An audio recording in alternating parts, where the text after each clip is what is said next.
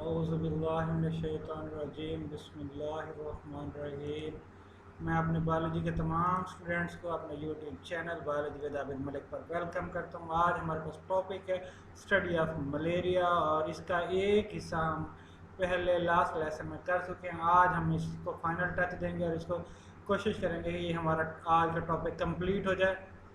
Objectives already हम discuss कर चुके हैं, हिस्ट्री शेयर हो चुकी है, अक्रेंस ऑफ मलेरिया के हवाले से भी बात हो चुकी है कि लो और मार्शी एरियाज़ में पाया जाता है। जहाँ तक मिथ्स के हवाले से बात है तो वो भी डिफ्रेंशिएट हम कर चुके थे। मीनिंग के हवाले से कि इटालियन वर्ड है malaria, basically two Italian word से मिलकर बना है। एक इटालियन वर्ड है जो दो मुख्तलिफ वर्ड से मिलकर बना है। मैला means bad and area means air. Observation सामने आ गए। 17वीं सेंचुरी में जो ट्रीटमेंट था मलेरिया के हवाले से, क्यों ना बार्क और सेनकोना, इसके हवाले से बात हो चुकी।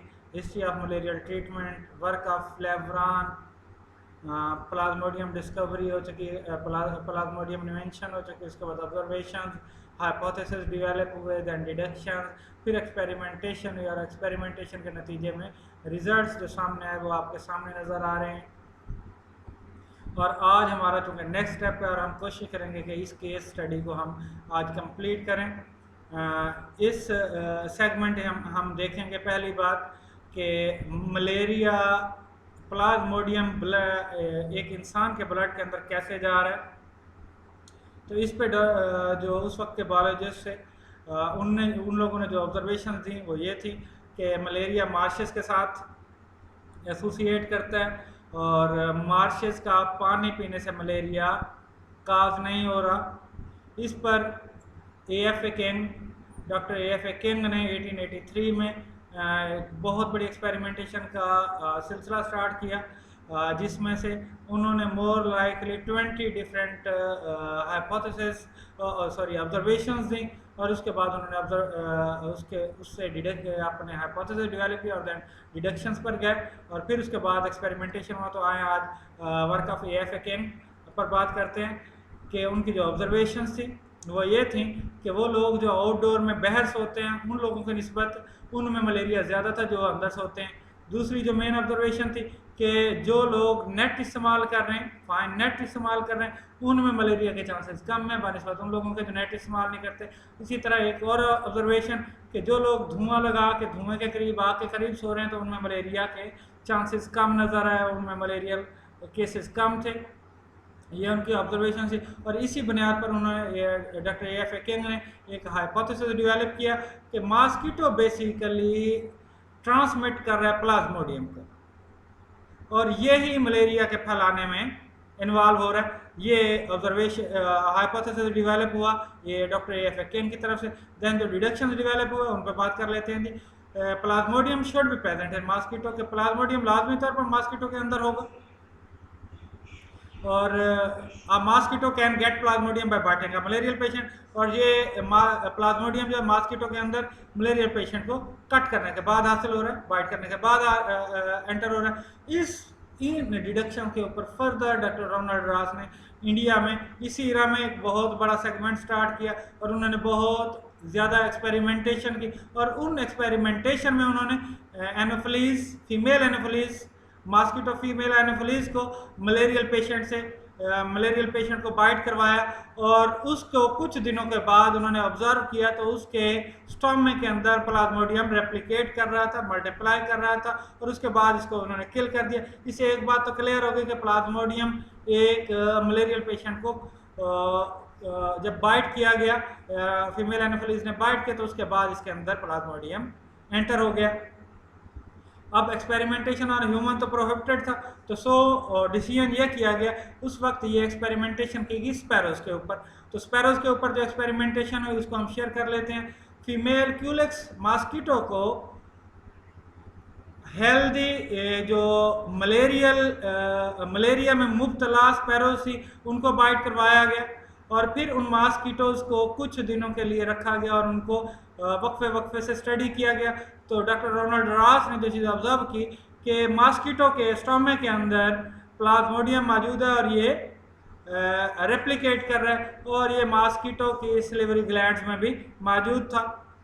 इस तरह उन्होंने कुछ जो मॉस्किटो थे उन्हें किल कर दिया और कुछ को उन्होंने रखा for further processing, for further experimentation, और जो जिनके अंदर मॉस्किटोज के अंदर प्लाज्मोडियम मौजूद था उन्हें फिर हेल्थ स्पैरो को बाइट करवाने के लिए छोड़ा गया। जब इसके ऊपर हेल्थ स्पैरोज को बाइट करवाया गया तो नतीजे जो सामने आए, जो ऑब्जर्वेशंस आए वो बहुत क्लियर थे। Ross found that saliva of infected mosquito contained plasmodium and these entered the sparrows blood।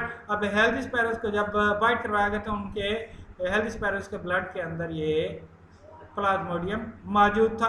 जब इनको when he examined the blood of these previously healthy sparrows he found many plasmodium in it। जब in health sparrows को blood को observe किया गया तो इसके अंदर ढेर सारे प्लाज्मोडियम मौजूद थे। जब ये सेगमेंट भी उन्होंने एक्सपेरिमेंटेशन का कंप्लीट कर लिया कि that is the confirmed thing कि प्लाज्मोडियम ही रीजन थी बेसिकली मलेरिया के काज होने की, और ये मॉस्किटो के जरिए फैल रहा था। तो next in the end experimentation human being के ऊपर की गई। इस सेगमेंट में in the end hypothesis was tested by direct experiment on a human being 1898 में। इटालियन बायोलॉजिस्ट ने एनोफिलीज मॉस्किटो को मलेरियल पेशेंट को बाइट करने के लिए छोड़ा और उस मॉस्किटो को कुछ दिनों के लिए रखा गया और उस कुछ टेन्योर के बाद एक हेल्दी मैन को उस मॉस्किटो से, एनोफिलीज मॉस्किटो से बाइट करवाया गया।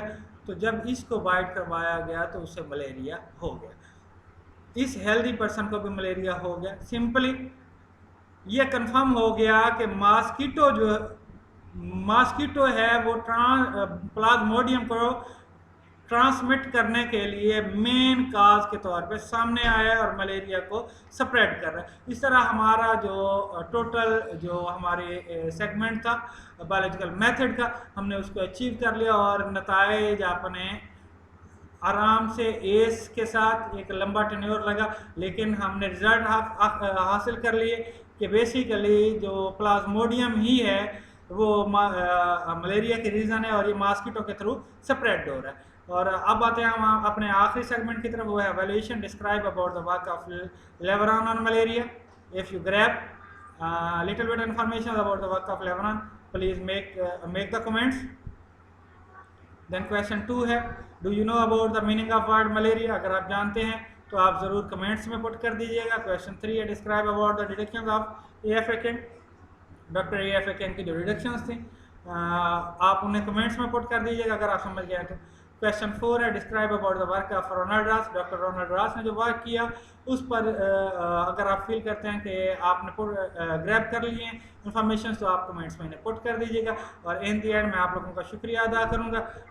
अगर आप फील करते हैं कि लेसन अच्छा रहा और वीडियोस अच्छी हैं और प्रेजेंटेशंस अच्छी हैं तो आप मेरे चैनल को सब्सक्राइब करें और अपने दोस्तों को फॉरवर्ड करें। Thank you very much. इंशाल्लाह आपसे दोबारा मुलाकात होगी अगले लेसन में। अल्लाह हाफ़िज़।